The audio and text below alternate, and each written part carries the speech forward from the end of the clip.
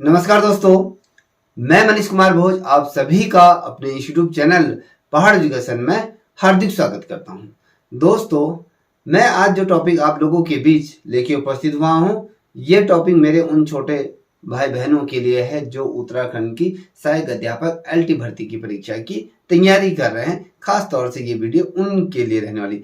मैं आज जो वीडियो लेके उपस्थित हुआ हूँ वो आपके शिक्षण अभिरुचि टीचिंग एप्टीट्यूड से रिलेटेड आज का ये हमारा वीडियो रहना है। कई बच्चों द्वारा जो मेरे पर्सनली ग्रुप से जुड़े हैं उनके बार बार ये फ़ोन आ रहे थे कि सर आप क्लास कब से स्टार्ट कर रहे हैं। तो मैं आज एक डेमो सेशन के रूप में आप लोगों के लिए वीडियो बना रहा हूँ। यदि आप लोगों को अच्छे लगे तो प्लीज़ कमेंट कीजिएगा और साथ ही इस चैनल को भी लाइक शेयर सब्सक्राइब अवश्य करिए। आइए शुरुआत करते हैं। देखिए, मैंने आज का जो टॉपिक लिखा हुआ है वो लिखा है शिक्षण कौशल का अर्थ एवं उसका उद्देश्य की बात करें। शिक्षण कौशल किसे कहते हैं, पहले ये आपको ये पता होना चाहिए कि शिक्षण कौशल क्या है। देखिए, मैं आपको यहाँ पर विस्तार पूर्वक समझाऊंगा। मैं अधिक आपको लेक्चर दूंगा और बोर्ड में उतना नहीं लिखूंगा। आपको जो महत्वपूर्ण है उन चीज़ों को नोट कराते रहूंगा। देखिए, आप सभी ये जानते हैं कि हम सभी जानते हैं कि राष्ट्रीय जो शिक्षा की अगर हम बात करें, अगर राष्ट्रीय शिक्षा की अगर बात करें तो उसकी विकास की जो पृष्ठभूमि है वो अत्यंत ही बड़ी शानदार ये रही है। और राष्ट्रीय शिक्षा विकास की जो आधारशिला है, शिक्षा के माध्यम से हम अपने देश और देश के जो भावी कर्णधार जिसे हम कहते हैं उनके लिए महत्वपूर्ण भूमि और एक है पृष्ठभूमि के तौर पर ये समक्ष आती है। शिक्षा की अगर बात करें तो शिक्षा की प्रतिक्रिया के को स्वाभाविक रूप से अगर हम संचालित करने की अगर बात करने वाले जो रूप होते हैं या माध्यम होते हैं, वो महत्वपूर्ण जो रूप और माध्यम की अगर हम बात करें, सबसे बड़ा जो माध्यम होता है शिक्षा का, वो आपका क्या होता है, विद्यालय की पृष्ठभूमि अत्यंत महत्वपूर्ण ये रहती है हमारे जीवन काल में। आप सभी को ये पता है कि आपकी प्राथमिक जो शिक्षा जो होती है वो आपकी माता पिता आपके घर से प्राथमिक शिक्षा आपको दी जाती है। और शिक्षा का वृद्ध विकास की अगर हम बात करें, उसका पूर्ण रूप से विकसित का एक जो विकास का जो दायरा जो बड़ा करता है वो आपका विद्यालय करता है। अगर हम शिक्षण का अर्थ का बात करूं, शिक्षण का अर्थ की अगर बात करें, इसका अर्थ क्या होता है हमें ये भी थोड़ा समझना होगा। आप सभी इतने विद्वान हैं कि आप लोगों को पता होगा, फिर भी मैं आपको अपने अनुसार बताने की कोशिश करूं। देखिए दोस्तों, अगर मैं बात करूं शिक्षण का अर्थ की अगर बात करूं तो ये बड़ा समझना बड़ा अत्यंत महत्वपूर्ण हो जाता है। ठीक है, विद्यालयों में जो सीखने और लिखने और पढ़ाने की जो क्रिया होती है ना, सामान्य तौर पर अगर हम बात करें, वो एक शिक्षक द्वारा ही क्या की जाती है, संपन्न की जाती है। इसमें जो महत्वपूर्ण अपना जो दायित्व निर्वाह करता है विद्यालय में सीखने सिखाने पढ़ाने और पढ़ने की और जो सामान्य प्रतिक्रिया को जो अपनी पृष्ठभूमि को महत्वपूर्ण रूप से निर्वाह करता है, वो आपका एक सामान्य शिक्षक होता है। शिक्षक द्वारा ही शिक्षण की जो कार्य विधियां होती हैं उसको संपन्न कराया जाता है और इसे ही हम क्या कहते हैं, शिक्षण कहा जाता है। ठीक है, अगर हम मोटे मोटे शब्दों में कहें कि विद्यालय में सीखने और पढ़ने वाले जो प्रतिक्रियाएं होती, जो गतिविधियां होती हैं, वो एक शिक्षक द्वारा ही उसको संपन्न कराया जाती है। यही हमारा शिक्षण कहलाया जाता है।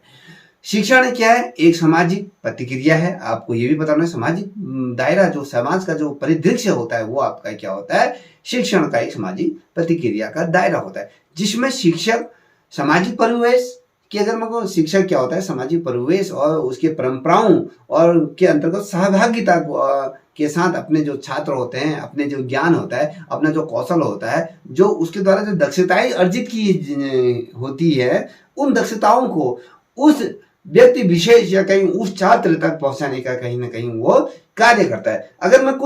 अगर बिंदुओं की अगर मैं बात कर दूं आपसे कि भैया शिक्षा व शिक्षण में क्या अभिप्राय होता है, कभी क्वेश्चन ऐसा बन सकता है क्या भैया शिक्षा प्रतिक्रिया में कितने केंद्र होते हैं।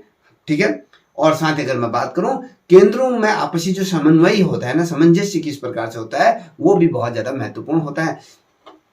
ये इसलिए होता है क्योंकि इसके बिना शिक्षा का हम कल्पना नहीं कर सकते तो शिक्षण की। ठीक है, अगर हम चर्चा करें ना, चर्चा करने वाले जो बिंदु होते हैं प्रमुख रूप से, अगर उसके आधार पर अगर हम बात करें तो शिक्षा क्या होता है, एक तिमुखी या कहें त्रिध्रुवी, या और अगर बात करें 3D डायमेंशन, अगर मैं कहूँ 3D के तौर पर त्रिआयामी जो होता है ना, गत्यात्मक, अंतरात्मक और प्रतिक्रिया, या कहें दो या दो से अधिक माध्यम से अगर दो व्यक्तियों के बीच शिक्षण कार्य संपन्न होता है या उससे अधिक, या उसको वृत्त रूप में अगर कहा जाता है, व्यक्ति केवल एक व्यक्ति विशेष द्वारा शिक्षण कार्य कभी नहीं किया जाता है, इसका ध्यान रखना।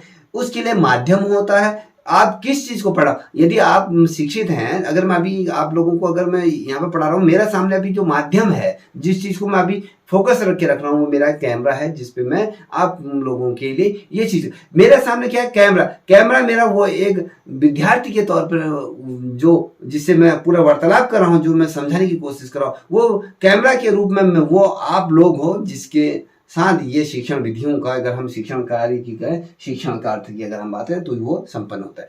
ठीक है, इसके क्या है, 3 ध्रुव होते हैं इसके शिक्षण के, क्या होते हैं, तीन क्या होते हैं, सॉरी 3 ध्रुव होते हैं। ठीक है, याद रखिएगा 3 ध्रुव होते हैं महत्वपूर्ण। अब इसको हम कैसे समझते हैं, इसको देखिए। ठीक है, आप एक बना लीजिएगा, ये आपको पता होगा ये क्या है ना, ये आपका एक त्रिभुज, आप एक त्रिभुज बना लीजिएगा। यहाँ पर आ जाता है, यहाँ पर ये शिक्षक, त्रिभुज के अगर हम ये कहें तो यहाँ पर शिक्षक होता है, और साथ ही यहाँ पर क्या होगा, आप सभी को पता होगा। ठीक है, यहाँ पर क्या होगा, पाठ्यक्रम, और यहाँ पर क्या होगा, विद्यार्थी या छात्र ऑब्लिक छात्राएं। ठीक है, छात्राएं, क्या ये संपूर्ण रूप से अगर हम कहें, ये शिक्षण का एक क्या है, त्रिमुखी बहुआयाम इसे कहा जाता है। देखिए, शिक्षक बहुत महत्वपूर्ण है। देखिए, अगर हम बात करें छात्र, पाठ्यक्रम और शिक्षक, इस तीनों से ही क्या होता है, शिक्षण का क्या होता है, एक आधार बनता है, या शिक्षण विधियों में ये महत्वपूर्ण अपनी भूमिका। अगर हम पाठ्यक्रम की बात करें, अगर शिक्षक है, छात्र नहीं है पाठ्यक्रम में, तो हम शिक्षण की परिकल्पना नहीं कर सकते। शिक्षक है, छात्र है, मगर पाठ्यक्रम नहीं है, तो भी शिक्षण का कोई महत्व नहीं हो जाता है। तो कहीं ना कहीं इन चीजों की वैल्यू रहती है। ठीक है, ये आपको पता होना चाहिए। अब मैं यहाँ पर बात कर रहा हूँ कि भैया शिक्षक, पाठ्यक्रम, छात्र, तो अगर हम इन 3 ध्रुवों की अगर हम बात करें, जो 3 ध्रुवों को मैंने जो इसमें विभाजित किया है, तो इसके मध्य का जो संबंध की प्रतिक्रिया होती है, उन 3 पक्षों के मध्य में इसको स्थापित किया जाता है। उसको स्थापित करने का ये कार्य जो करता है शिक्षक के रूप में, ये किया जाता है। और शिक्षक क्या है, एक माध्यम है, याद रखिएगा, शिक्षक क्या है, माध्यम है।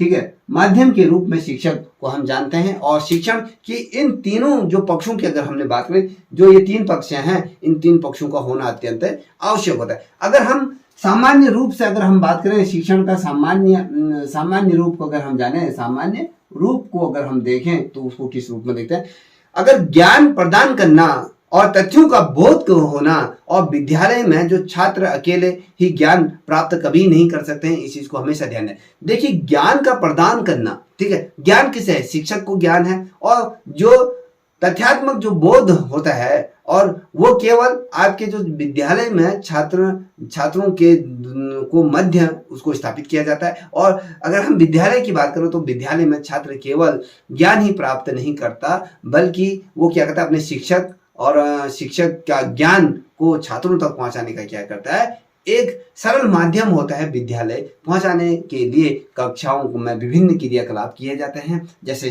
क्रियाकलापों के अंदर हम कहें, शिक्षण अधिगम की सामग्रियां होती हैं और शिक्षण विधियां होती हैं। जैसे कि अगर मैं कहूँ भैया, जैसे कैसे खेल होते हैं, वार्तालाप होते हैं, प्रश्न होते हैं, प्रश्नावली, अगर हम कहें डिबेट होती है, भाषण प्रतियोगिता होती है, कविताएं होती हैं, कहानी होती हैं, और पुस्तकों का पाठ्यक्रम का हम क्या लेते हैं, सहारा लेते हैं शिक्षण कार्य करने के लिए। और अगर मैं बात करूं, अगर शिक्षण द्वारा ही अपने अगर छात्रों को विषय वस्तु को सिखाने का कहीं ना कहीं एक सरल माध्यम होता है, कहीं ना कहीं उसको प्रोत्साहन यहाँ से मिलता है। देखिए, जो प्रशिक्षु होते हैं ना, उनके अगर विचार करें, अगर हम बात करें, तो शिक्षण और अधिगमन में क्या संबंध है, बहुत दफे क्वेश्चन बनता है। तो ये पता होना चाहिए भैया, शिक्षण और अधिगमन एक दूसरे से संबंधित ये हमेशा होते हैं, याद रखिएगा। शिक्षण और अधिगमन दोनों एक दूसरे के पैरेलल चलते हैं। जैसे सिक्के के दो पहलू होते हैं, उसी प्रकार से ये एक दूसरे के पैरेलल होते हैं। अगर हम बात करें शिक्षण तक का, अगर हम बात करें तो ये अधूरा है। शिक्षण तब तक क्या है? अधूरा है बिना अधिगमन के।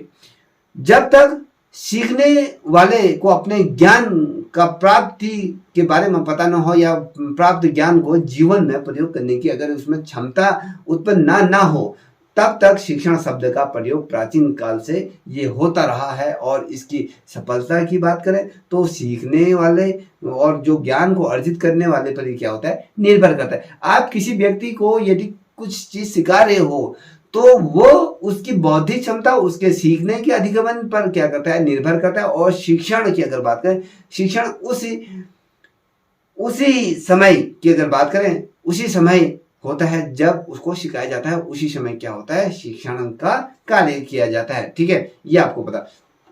अगर मैं बात करूं शिक्षण का जो व्यापक और संकुचित अर्थ, अगर हम बात करें उसको ध्यान में लिखिए। अगर आप इसे नोट करना चाहते हो तो नोट कर भी लीजिएगा। शिक्षण का सर्वमान्य अर्थ अगर मैं बात करूं अत्यंत कठिन होता है, इतना ध्यान में। सर्वमान्य जो अर्थ होता है वो अत्यंत कठिन होता है, उसको बताना कठिन होता है। जो शिक्षा की भांति शिक्षण को भी दो अर्थों में इसको क्या किया जा रहा है? विभाजित किया जाता है। एक व्यापक रूप में किया जाए, संकुचित। देखिए शिक्षा को भी, अगर हम शिक्षण को भी शिक्षण को भी हम दो भागों में इसको क्या करते हैं? विभाजित। इसको भी हम दो भागों में विभाजित करते हैं, याद रखिएगा। देखिए दो भाग कर दिए, याद रखना। कभी क्वेश्चन पूछा जाता है कि शिक्षण को कितने भागों में विभाजित किया था, तो उसको दो भागों में विभाजित किया था। एक तो व्यापक रूप में किया जाता है, संकुचित रूप में। ठीक है, व्यापक रूप में किया जाता है और एक संकुचित रूप में किया जाता है। ठीक है, याद रखिएगा। दो रूपों में हम क्या करते हैं? इसको विभाजित करते हैं। किसको? शिक्षण को दो भागों में विभाजित करते हैं। अगर हम बात करें शिक्षण का व्यापक अर्थ क्या होता है, तो इसको थोड़ा समझाता हूँ, फिर अपने मेन पॉइंट पर चलूंगा, जहां महत्वपूर्ण जो चीजें वहां पर जो आपकी लाइफ में जो महत्वपूर्ण होता है। देखिए शिक्षण का जो व्यापक अर्थ क्या होता है? देखिए व्यापक अर्थ में अगर अर्थ की बात करूं, शिक्षण मनुष्य के जीवन में निरंतर चलने वाली क्या है? एक गतिशील प्रतिक्रिया है। जिस प्रकार से पानी का प्रभाव निरंतर गतिशील, एक निरंतर एक धारा में प्रवाहित होती, जो नदी है एक धारे में जिस प्रकार से निरंतरता उसमें रहती है, उस प्रकार से ही क्या है?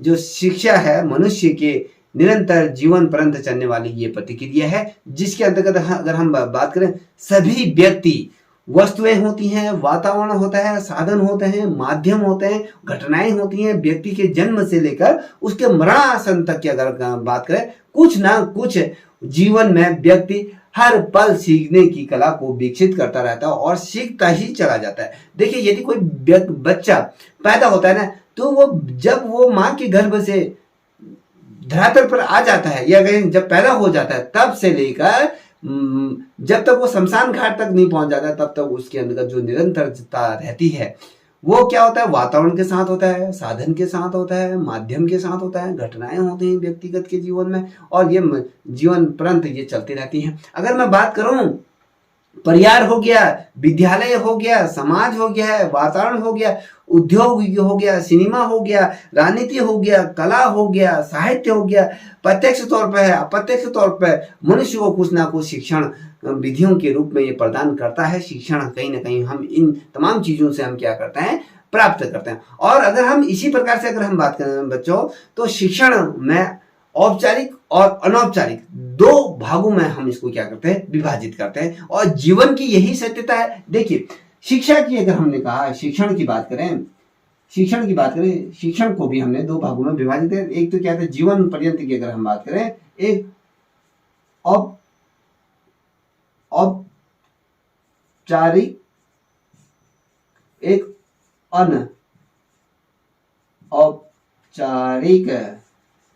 एक औपचारिक होता है, एक अनौपचारिक होता है। ये दोनों के बिना भी हम अगर कहें शिक्षण को हम संपन्न नहीं कर सकते। इतना आप याद रखिएगा। दो चीज जीवन के लिए महत्वपूर्ण होता है, जो व्यक्ति के जीवन में इस प्रकार होता है कि साधनों से अगर हम बात करें, व्यक्ति के जीवन में सीखने का और निर्भर करता है, सीखता रहता है और जीवन भर सीखता ही रहता है। अब मैं बात करूंगा, मैंने बात कर दी कि व्यापक रूप में किस प्रकार से किया जाता है। अब थोड़ा सा इसकी तरफ भी तो बढ़ लेते हैं। ये क्या है? संकुचित रूप में अगर हम बात करें, संकुचित रूप में हम किस प्रकार से करते हैं, इसको समझना भी अत्यंत महत्वपूर्ण है। ठीक है, अब संकुचित का अर्थ क्या होता है? संकुचित की अगर हम बात करें, उसके अर्थ में मैं बात करें तो बालक को ज्ञान, सूचना की जानकारी, वो जो हम किसी को वो देते हैं ना कि एडवाइस देते हैं, जो परामर्श देने की शिक्षण इसके अंतर्गत होता है। और अगर बात करूं, शिक्षण पूर्व में नियोजित होता है और नियंत्रित होता है, और बालक को कुछ ना कुछ निश्चित रूप में वर्षों तक ये ज्ञान का क्या करता है, प्रयत्न के रूप में सीखने की विधि को विकसित करने का कार्य करता है। ये आपको पता होना चाहिए।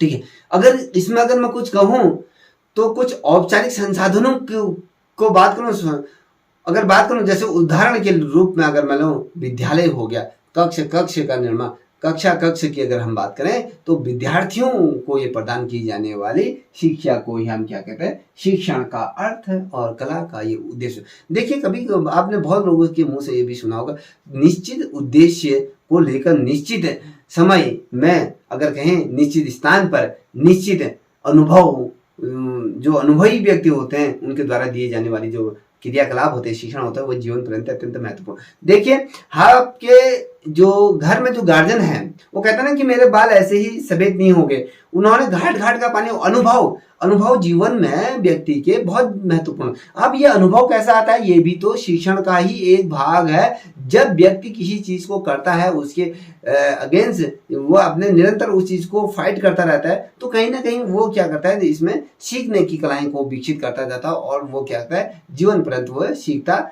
चला जाता है। इतना ध्यान में अगर मैं कहूं शिक्षण की, अगर हम इसकी बात करें तो इसकी अगर हम बात करें तो परिभाषा की बात करें, परिभाषाएं अगर हम देखें, इसमें शिक्षण का अर्थ या फिर कहें शिक्षण की परिभाषाओं को अगर हम देखें तो किस प्रकार से, अगर हम बात करें, एक बहुत प्रसिद्ध यहाँ पर डॉक्टर हुए हैं, डॉक्टर याद रखिएगा, मैं इसको नोट करा रहा हूं तो इसको आप भी लेके चले।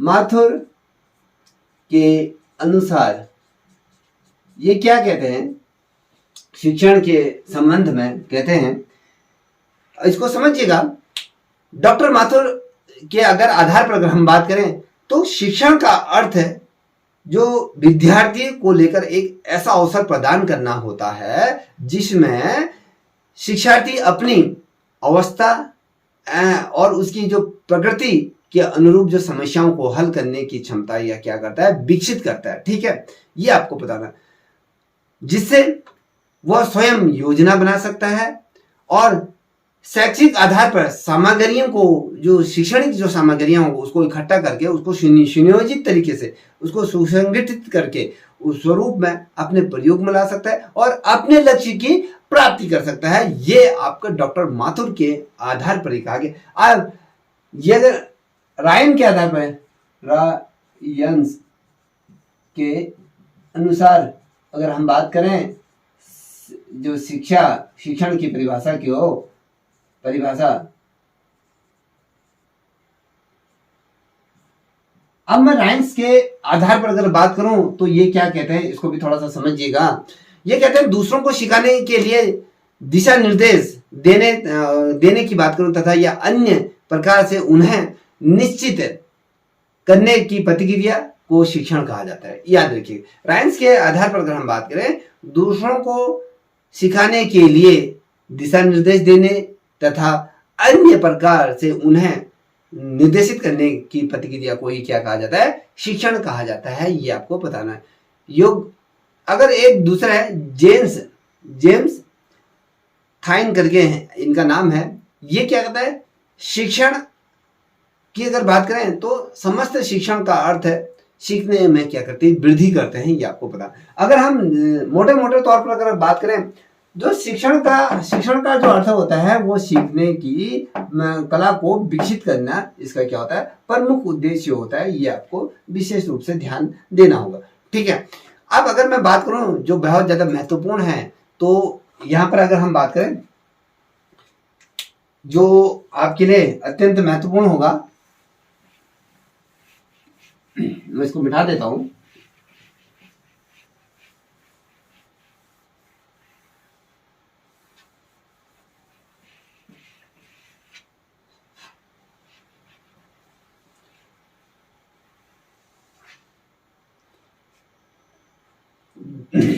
देखिए दोस्तों, यदि किसी बच्चे को मुझसे संपर्क करना हो तो मेरे इस नंबर पर आप मुझसे संपर्क कर सकते हैं और जो मेरा व्हाट्सएप ग्रुप है उसमें जुड़ सकते हैं और मैं जल्द ही आपके गूगल मीट के माध्यम से यहाँ पर ऑनलाइन क्लासेस लाने वाला हूँ और उसमें जो रजिस्ट्रेशन शुल्क होगा वो आप लोग उसे अदा करोगे और साथ ही आप इस क्लासों का क्या कर सकते हैं, फायदा उठा सकते हैं। ठीक है, आज मैं बात करूंगा शिक्षण कौशल की बात कर रहा हूँ। हमने तो शिक्षण कौशल की बात करें तो शिक्षण विधियां और उसके शिक्षण के कौशलों की बात करें। देखिए इसमें बात करेंगे शिक्षण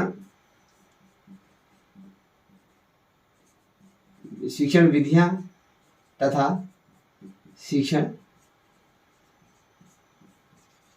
कौशल की बात करेंगे। ठीक है दोस्तों, याद रखिएगा, पॉइंट टू पॉइंट चलूंगा। पहले इसको समझा देता हूं ये क्या होता है। देखिए, शिक्षा या शिक्षा का माध्यम ही दूसरा स्वरूप क्या आता है, शिक्षण कहा जाता है, उसको याद रखिएगा। शिक्षण विधियां एवं जो शिक्षण कौशल की अगर हम बात करें, शिक्षक और शिक्षार्थी को जिस विधि से शिक्षा प्राप्त करना होता है उसे शिक्षण विधि कहा जाता है। देखिए, शिक्षक जो उसका जो विद्यार्थी है उसको जिस प्रकार से, जिस विधि से या जिस प्रकार से वो उसे शिक्षा प्रदान करता है उसे ही क्या कहता है, शिक्षण विधि कहा जाता है। कोई व्यक्ति किस रूप में किसी बच्चे को पढ़ा रहा है या उसको समझा रहा है, वो उसका तरीका होता है। जो अब विधि का मतलब कि अपने तरीके से वो किस प्रकार से बच्चों को समझा रहा है, बच्चा कितना उसके बातों को समझ पा रहा है। जैसे कि आपके घर में जो बच्चे होते हैं, जब उन्हें आप ABCD पढ़ाते हैं तो अलग अलग तरीके से नई नई चीजें इजाद करते हो कि वो इस प्रकार से समझे। कोई हंस हंस के पढ़ाता है या कोई बहुत स्ट्रिक्टली पढ़ाता है, कोई मोबाइल के माध्यम से पढ़ाता है। तो अलग अलग जो विधियां होती है अलग अलग तरीके से इसको सीखा जाता है। फिर से दोहराता हूं कि देखिए, शिक्षक जो विद्यार्थियों को जिस विधि से शिक्षा प्रदान करता है उसे ही शिक्षण विधि कहा जाता है। याद रखिए, शिक्षण विधि के अंतर्गत अगर मैं बात करूं, कौशल का जो प्रयोग होता है, किस प्रकार से कौशल का प्रयोग होता है, उसको हम 4 भागों में विभाजित करें। देखिए, इसको हम शिक्षण कौशल को हम 4 भागों में क्या कहते हैं, विभाजित करते हैं। ठीक है, याद रखिएगा 4 कौन कौन से भाग होते हैं। अभी यहाँ पर आपको लिखा देता हूं, आप लिखते हुए चलिएगा, आपके लिए बहुत ज्यादा महत्वपूर्ण ये रहेंगे। ठीक है, कभी क्वेश्चन क्या बनता है, शिक्षण कौशल के अंतर्गत कितने भागों में इसको विभाजित किया जाता है, ये कभी क्वेश्चन पूछा जाता है। तो आपको निश्चित रूप में पता होना चाहिए कि भैया पहले अगर मैं बात करूं, भाषा कौशल होता है, भाषा कौशल होता है, दूसरा आपका अध्ययन विधियां होती हैं और तीसरा अध्ययन कौशल होता है और चौथा क्या होता है, पाठ होता है। याद रखिए, अध्ययन की बात कर रहा हूं, याद रखिएगा 4 भागों में इसको विभाजित है। भाषा बहुत महत्वपूर्ण, जो जीवन में सबसे, भाषा कौशल, ठीक है, भाषा कौशल किस प्रकार से आपकी भाषा होनी चाहिए, किस प्रकार से आप उसे समझो, किस भाषा में वो बच्चा समझ रहा है, तो वो होता है। और अध्ययन सामग्री, अध्ययन सामग्री क्या क्या होनी चाहिए आपके पास, ये महत्वपूर्ण होते हैं। या कहें अध्ययन सामग्री की विधियां, किस विधियों से, किस विधि से आप पढ़ा रहे हो, ये महत्वपूर्ण होता है। और अध्ययन का कौशल क्या होता है, देखिए पढ़ाने का तरीका किस प्रकार से होता है, ठीक है, कौशल किस प्रकार से होता है। और यहाँ पर क्या होता है, पाठ्यक्रम, ठीक, पाठ्यक्रम किस प्रकार से, अगर आप शुद्ध भाषा में बोले तो इसको पाठ योजना भी बोला जाता है। ठीक है, पाठ योजना बोला जाता है। ये 4 भागों में हमने इसको विभाजित किया। तो 4 भागों में अगर हम इसको विभाजित करें तो फिर इसको भी हम विभाजित करते हैं। यहाँ पर लिख देता हूँ, देखिए मैं यहाँ पर लिख रहा हूँ, भाषा कौशल की बात करेंगे। कौशल, पहला पॉइंट है आपका क्या है, भाषा कौशल है। भाषा कौशल को हमने कितने भागों में विभाजित किया है, इसको भी बहुत ज्यादा महत्वपूर्ण होता है। जैसे भाषा कौशल है, अध्ययन विधियां होती हैं, इसको भी हमने अलग अलग तरीके से किया है, विभाजित है। अब भाषा कौशल को अगर हम बात करें, यहाँ पर जो पहला पॉइंट बनता है, श्रवण की बात करें, किस प्रकार से आपकी बोली है, किस प्रकार से आप उसको अपनी बोली से या कहें उसके अपने भाषा से समझा पा रहे हो। श्रवण के माध्यम से याद रखिएगा। दूसरा क्या है, श्रवण के माध्यम से या भाषा के माध्यम से या पाठ के माध्यम से। देखिए भाषा, तीसरा पाठ, ये चौथा है पाठन। पाठन ठीक, इनके माध्यम से किया जाता है। और अगर हम बात करें दूसरा, यहाँ पर दूसरा देख लीजिए, यहाँ पर मैं अध्ययन विधियों की बात करें, विधियां, ठीक है। अब अध्ययन विधियों के अंतर्गत क्या क्या आता है इसको भी ध्यान रख लीजिए। इसमें क्या होता है, आपका प्रस्तावना होता है, अन्वेषण होता है, और आपका श्यामपट होता है, प्रश्नोत्तरी होता है, और प्रभाव होता है। ठीक है, याद रखिए पहले क्या होता है, प्रस्तावना होता है, फिर दूसरा क्या होता है बताओ, अगर आप लोगों को है कमेंट सेक्शन में बताते चलो, ठीक है। अन्वेषण होता है, तीसरा क्या होता है जिसमें मैं लिख रहा हूं, श्यामपट होता है, चौथा क्या होता है बताओ। ठीक है, चौथा क्या होता है, जैसे आप स्कूल में जब जाते हो वहां पर क्या होता है, प्रश्नोत्तरी होता है, प्रश्नोत्तरी विधियां, ठीक है, ये होता है, याद रखिएगा। अब अगर हम बात करें इसकी, जो ये होता है पाठ योजना, हम पाठ को किस प्रकार से विभाजित करते हैं, पाठ में हम क्या, ठीक है, सॉरी, हाँ, ये अध्ययन कौशल की बात करेंगे आप, तीसरा, ठीक है। यहाँ पर देखो, यहाँ पर लिख देता हूं, हम सभी को 4 भागों में विभाजित करते हैं, याद रखिएगा। अध्ययन कौशल की बात करें कि भैया हमें जब हम अध्ययन करते हैं उनमें हमें कौन कौन सी चीजों को हमें याद रखना चाहिए। आपका देखिए, अगर हम बात करें व्याकरण की बात करें, व्याकरण शिक्षा किस प्रकार से होता है, गद्य, पद्य और नाटक। देखिए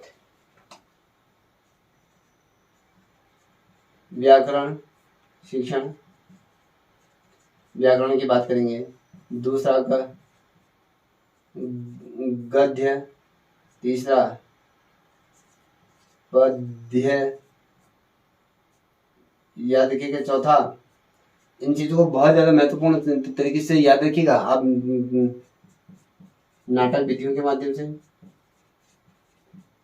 विधियों के माध्यम से हम पढ़ते हैं। देखिए अगर हम बात करें व्याकरण से हम सीखते हैं, और गद्य और पद्य और नाटक विधियां इसमें होती हैं, और ये चार भागों में हमने इसको बांटा, ठीक है। अब अगर हम बात करें पाठ योजना को हम कितने प्रकार से बांटते हैं, इसको भी हम क्या करते हैं, पाठ योजना को भी हम 4 प्रकार से इसको क्या करते हैं, बांटते हैं। अब इसको अलग अलग तरीके से हम बांट सकते हैं, जैसे गद्य पाठ योजना होता है, पद्य पाठ योजना होता है, और साथ ही अगर व्याकरण पाठ योजना होता है, प्रश्नोत्तरी होता है, अनुवाद होता है, नाटक होता है। देखिए मैं बात कर रहा हूं आपका कि भैया गद्य पाठ योजना, गद्य पाठ योजना होती है, और सेकंड पद्य पाठ योजना,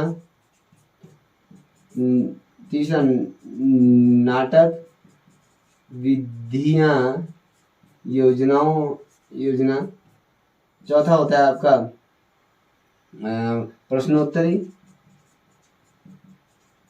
प्रश्नोत्तरी के द्वारा, छठा होता है आपका, अगर मैं बात करूं अनुवाद, किस प्रकार से हम पाठ का अनुवाद करते हैं उसकी बात करते हैं, अनुवाद पाठ योजना।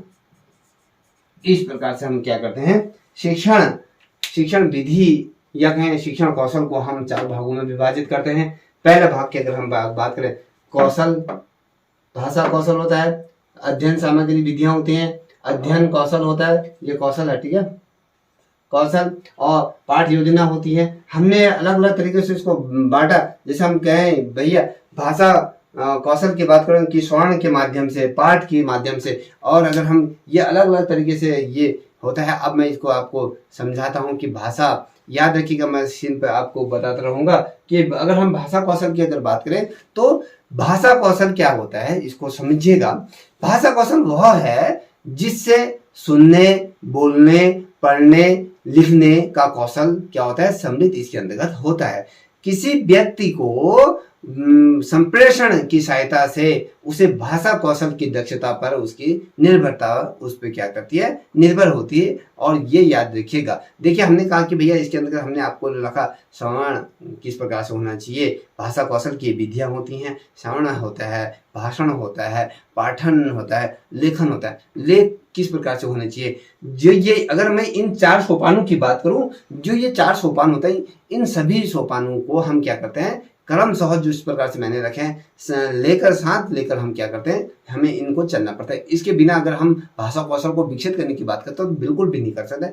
तब भी हम अगर बात करें मनोवैज्ञानिक तरीके से कौशल का उद्देश्य तक पहुंचा जा सकता है। और अगर हम बात करें, क्योंकि क्या होता है, सभी अगर हम सर्वविदित तौर पर अगर देखें, कोई ना कोई व्यक्ति जन्म से बहरा होता है, कोई अंधा होता है, कोई गूंगा होता है, कोई अलग अलग तरीके से होता है। तो हमें अलग अलग माध्यमों से क्या होता है, व्यक्ति विशेष को पढ़ाना होता है। देखिए अब भाषा कौशल को इसलिए विकास करते हैं हम, कभी किसी क्या करते हैं, कभी अब देखिए जैसे कि मैं आप लोगों से कह रहा हूं,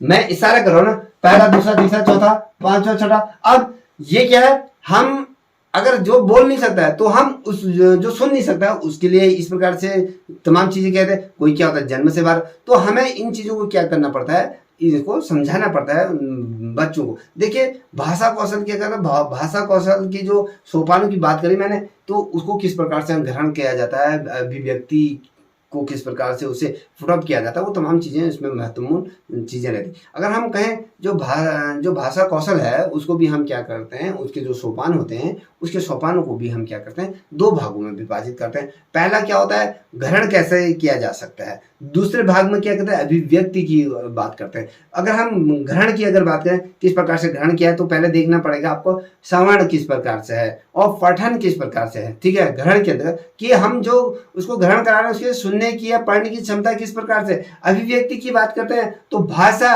लेखन किस प्रकार से है। देखिए श्रवण की अगर बात करें, जो भाषा को सुनकर ग्रहण कर सकता है, ठीक है। और पाठन की बात करते हैं, जो पढ़ के उस चीज को ग्रहण कर सकता है। और अभी मैंने अभिव्यक्ति की बात करी, अभिव्यक्ति के अंतर्गत मैंने भाषण की बात करी और लेखन की बात कि भैया मैं मौखिक अभिव्यक्ति की बात कर रहा हूँ, जो मैं अभी बोल रहा हूँ उसको किस प्रकार से किया जा सकता है। और बात करूं लेखन की, तो लेखन विधियां होती हैं, लिखित विधियों के अंतर्गत अभिव्यक्ति की बात करते हैं, तो वो किस प्रकार से किया जाता है, वो बहुत ज्यादा महत्वपूर्ण होता है। तो उसको भी तो हमें समझना बड़ा अत्यंत हो जाता है। अब मैं कहूँ कि भैया नहीं भाई, कि भैया श्रवण और कौशल की अगर बात करें तो ये क्या होता है, श्रवण और कौशल क्या होता है, इसमें ध्वनि विज्ञान।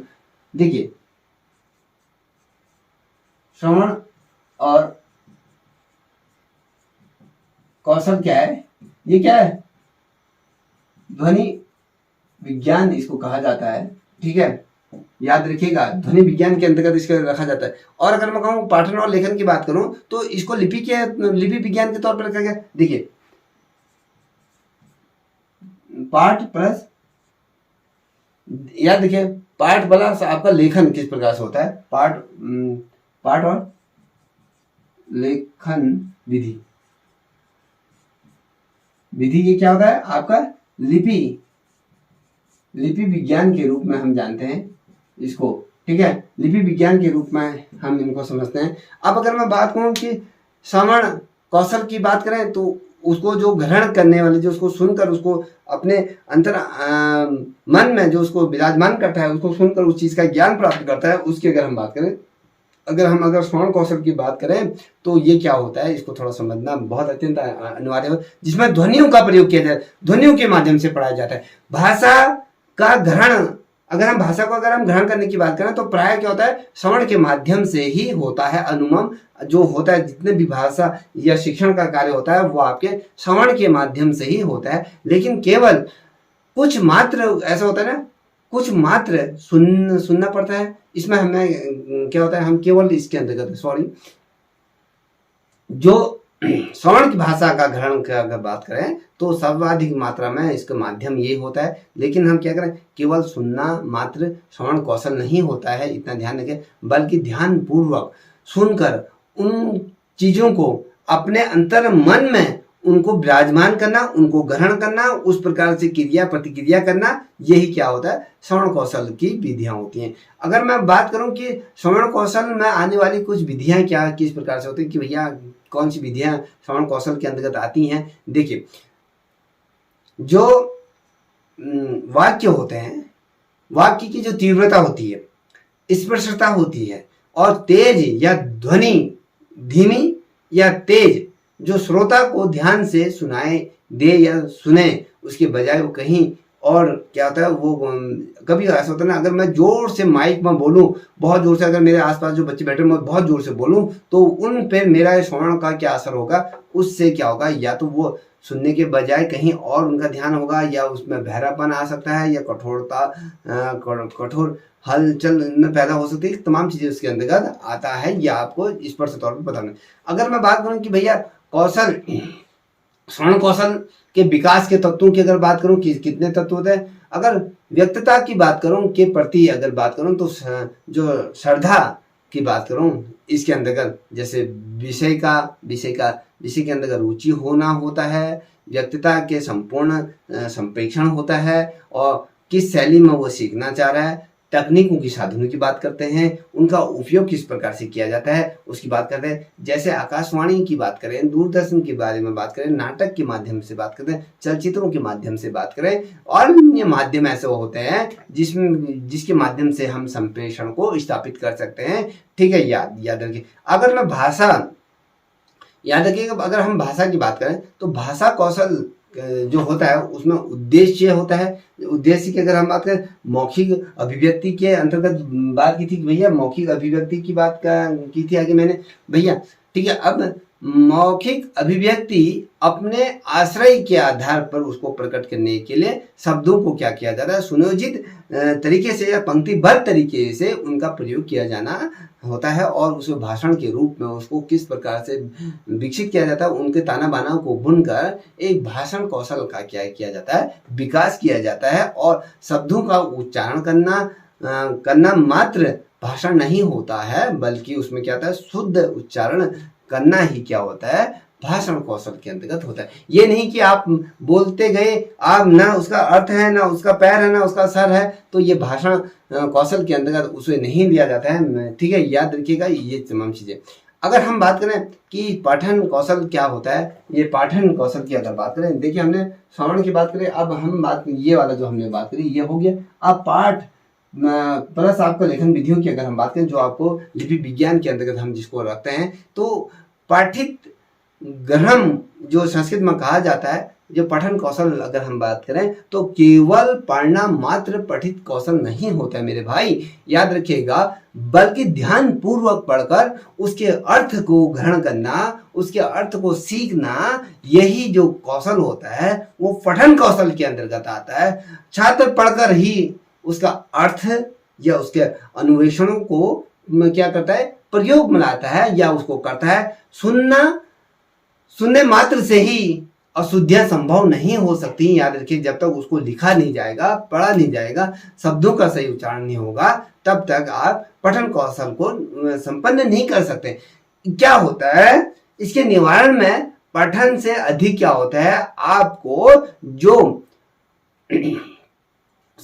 पठन से अधिक क्या होता है, आपको श्रवण की जो अपेक्षा पठन से अधिक स्थायी ज्ञान पर आपको क्या करना पड़ता है, फोकस करना पड़ता है। और पठन केवल ध्वनियों में अधिक महत्वपूर्ण रखता है। हम जब किसी पाठ को पढ़ रहे हैं, उसमें आपका जो अंतर आत्मा है, वो जो आपका कॉन्शियसनेस है, जो आपका पूरा मस्तिष्क से केंद्र बिंदु है, जिस चीज को पढ़ रहा है उसका उच्चारण किस प्रकार से हो रहा है, वो समझ में आ रहा है या नहीं आ रहा है, वो आपकी ध्वनि पर भी निर्भर करते हैं। आप अंतर मन में यदि पढ़ रहे हैं या उसको उच्चारण जोर से कर रहे हैं या किस प्रकार से कर रहे हैं, ये महत्वपूर्ण होता है।